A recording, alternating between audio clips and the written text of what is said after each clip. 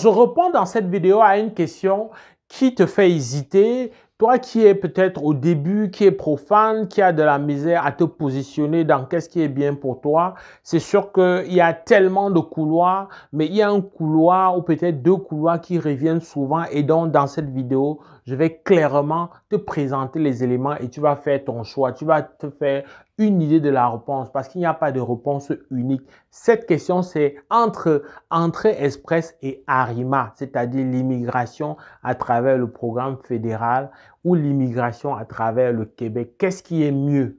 Alors, pour répondre à cette question, on va mettre des éléments objectifs en avant. Si tu t'appuies sur les délais de traitement, ça ne sera jamais autrement. L'entrée express va toujours avoir une longueur d'avance sur le Québec. Ça, il n'y a rien à faire. Entrée express, ça prend moins d'argent et ça prend moins de temps. Il faut savoir que le Québec, avec son statut de nation, choisit lui-même ses candidats à l'immigration. Ça veut dire que tu payes des frais de traitement au niveau du Québec, on étudie ton dossier et on te délivre un certificat de sélection du Québec. Lorsque tu es tiré par Entrée Express, si c'est par exemple au niveau du gouvernement fédéral, tout ce que tu as à faire, c'est de déposer ta documentation en ligne en plus. Autant d'avantages, autant de facilités. Le Québec ne s'est pas encore arrimé pour cet aspect-là à la numérisation de la candidature, alors que le fédéral est de loin en avance là-dessus. Donc, voilà, si tu veux, très clairement un avantage si on regardait sur l'aspect des délais, dont les délais sont multipliés par 2 au niveau du Québec. Alors, autre chose que je pourrais dire pour présenter la différence, je voudrais parler de la capacité financière.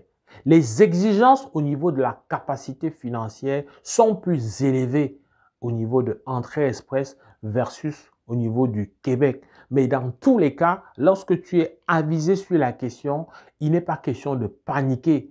Mais si tu n'es pas avisé, tu vas mettre beaucoup d'énergie, tu vas commettre des erreurs qui peuvent même compromettre ta candidature si jamais tu as bénéficié d'un tirage. Donc, sur ce plan-là aussi, tu peux te faire ton idée. Autre chose qui fait la différence, et après tu vas faire ton idée, je t'ai déjà parlé des délais, je t'ai déjà parlé du coût, c'est plus coûteux avec le Québec, c'est plus long avec le Québec, mais c'est moins rigoureux dans la démonstration de la preuve de fond. On va continuer cette fois-ci en évoquant le niveau de scolarité. Si toi tu es un candidat dont le niveau de scolarité est un élément important dans l'appréciation de ton profil, c'est un élément qui augmenterait éventuellement tes chances d'être choisi, d'avoir le statut de permanent au Canada, eh bien, c'est sûr que tu dois obligatoirement faire ce qu'on appelle l'évaluation des diplômes d'études si tu veux faire affaire avec Entrée Express. Entrée Express, il faut absolument faire cette évaluation. Et cette évaluation-là, ça peut te prendre des mois et des mois. Ça peut te prendre des mois parce qu'en général, toi qui me regardes et qui es en Afrique, nos universités, nos écoles en général, nos services publics sont souvent très lents, sauf si tu te mets derrière, sauf si tu fais en sorte de t'assurer de suivre la trace et donc que tout se passe dans les délais. Mais tu vas dépenser donc en argent, tu vas quand même dépenser en temps pour faire ce document qu'on appelle le rapport de l'évaluation de tes diplômes d'études. Généralement, le diplôme le plus élevé est suffisant parce qu'il s'agit de te reconnaître un point ou des pointages pour être plus précis au niveau donc, de ton niveau de scolarité. Donc là, clairement, le fédéral, avec Entrée Express, ça prend plus de temps, ça prend plus d'argent, un peu d'argent, alors qu'au Québec, il n'y a pas ce délai. Avec tes diplômes, le Québec a une base de données comparative qui permet de situer ta diplomation dans ton pays d'origine versus le Québec. Si c'est un pays francophone ou anglophone, c'est relativement plus facile d'établir ça. Pas besoin donc de faire d'évaluation lorsque tu es au Québec. Par contre, l'évaluation va intervenir quand tu es déjà sur le territoire et que tu veux peut-être faire affaire avec le secteur public. À ce moment, l'évaluation va servir. Mais pour ta procédure, pour des raisons de procédure, tu vas économiser ton argent à ce niveau. Tu vas surtout économiser le temps.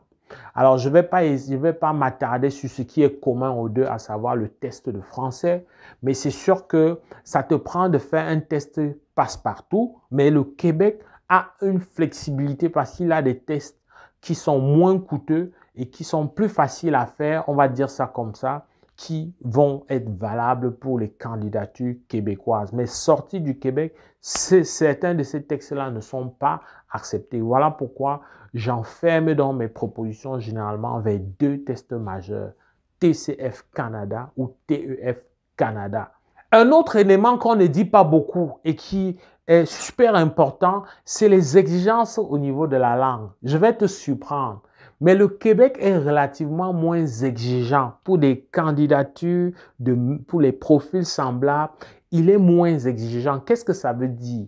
Le Québec va mettre l'accent sur l'expression et la compréhension orale, donc sur le parler et le comprendre. Le Québec va s'attarder dessus. Le Québec va surtout donner un pointage. Alors qu'au fédéral, pour prétendre à faire valoir ta candidature au niveau de tes compétences linguistiques, tu dois absolument faire un minimum de 7 selon le niveau de compétence linguistique canadienne. Tu dois faire 7 dans chacune des 4 épreuves. 7 en compréhension orale, 7 en compréhension écrite, 7 en expression orale, 7 en expression écrite. Ça, c'est des minima. B2, ça ne suffit pas. B2 n'est pas toujours 7. Il faut vérifier.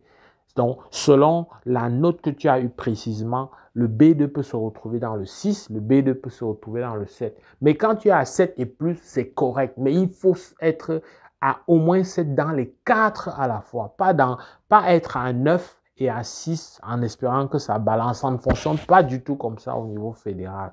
Au niveau Québec, il y a de la flexibilité à ce niveau-là. Super important de le savoir. Un autre élément de comparaison, c'est au niveau de la mobilité. Quand tu fais la candidature à Entrée Express, tu as la latitude d'être choisi et de te mouvoir d'une province à l'autre en dehors du Québec. Alors que tu ne peux pas te mouvoir autant si tu choisis le Québec. Parce que quand tu choisis le Québec, ça veut dire que tu es tenu de rester au Québec parce que tu as signé un engagement de l'intention de résider au Québec. Alors qu'au fédéral, tu es tenu d'être en dehors seulement du Québec. Si c'est le programme, si c'est le gouvernement fédéral qui t'a directement tiré. Et ça, c'est un gros avantage. Donc, au niveau de la mobilité, au niveau donc de ta possibilité d'aller d'un endroit à un autre sans te poser des questions. Si tu veux venir au Québec alors que tu as immigré par Entrée Express, ça peut être problématique en cas de problème. Ça peut aller jusqu'à un renvoi à t'enlever donc ton statut de résident permanent parce que tu auras été trompeur de bout en bout, ou plutôt pour ce cas particulier du lieu de résidence. Ça n'arrive pas, les gens glissent entre les mailles, mais c'est un danger, c'est jouer avec le feu. On ne peut pas travailler dur et avoir un statut que les gens rêvent d'avoir. Les gens mettent beaucoup d'argent, les gens se privent, deviennent malheureux juste pour ça. Et toi, tu l'as et tu t'amuses à ne pas respecter. Il faut savoir que c'est la même chose. Tu ne peux pas venir au Québec si tu voyages par Entrée Express. Mais avec le temps, ça peut se résoudre parce que d'un point de vue légal, le statut de résident permanent s'oppose à tout le territoire du Canada. C'est-à-dire que si tu es Entrée Express, tu viens au Québec, on va t'accueillir, on ne va pas te dire retour. C'est s'il y a problème et s'il y a contrôle que tu auras un problème. Généralement, peut-être quand tu veux faire la nationalité ou, comme j'ai dit, quand il y a une situation problématique. Alors, mais une autre nuance, et je vais terminer peut-être par là, voilà, c'est que si tu es candidat de Entrée Express, tu ne peux pas venir au Québec et bénéficier des avantages du Québec. Il faut que tu aies le CSQ pour bénéficier. C'est pour ça que les étudiants qui ne sont pas québécois, bien qu'ils soient canadiens, ne payent pas la même chose qu'un Québécois lorsqu'il est au Québec. Alors, ton statut de résident permanent que tu as été au Québec, tu peux aller n'importe où, il n'y aura aucun problème. Il n'y a pas un document comme un CSQ là-bas qu'il faut avoir. En tout cas, ce n'est pas sur, voilà, c'est pas logé sur la même enseigne au niveau, au niveau juridique, au niveau de la force de la documentation. Pour terminer, j'imagine que tu es mélangé, j'imagine que tu, finalement, vois ici, il y a avantage, là, il y a inconvénient, tu es mélangé, tu vois, alors c'est pour ça que c'est difficile de te donner un avis tranché. C'est pour ça que c'est au cas par cas qu'il faut voir. C'est pour ça que selon ton profil, tu vois, je n'ai pas parlé de domaine parce qu'en réalité, les besoins sont pratiquement les mêmes à la grandeur du Canada. Mais c'est sûr qu'il peut y avoir des nuances particulières pour certains domaines particuliers où le fédéral peut en avoir moins besoin que le Québec et inversement. En tout cas, regarde ça. J'espère que cette vidéo t'a plu, t'a allumé davantage, t'a donné des pistes.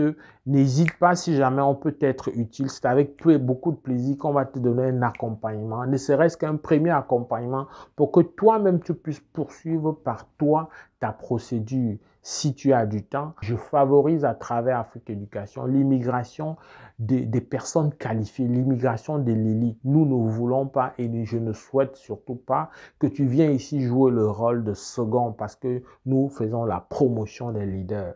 J'espère que tu en es un. C'est avec beaucoup de plaisir que je vais te retrouver dans le cadre d'une prochaine vidéo. Porte-toi bien. Boulot!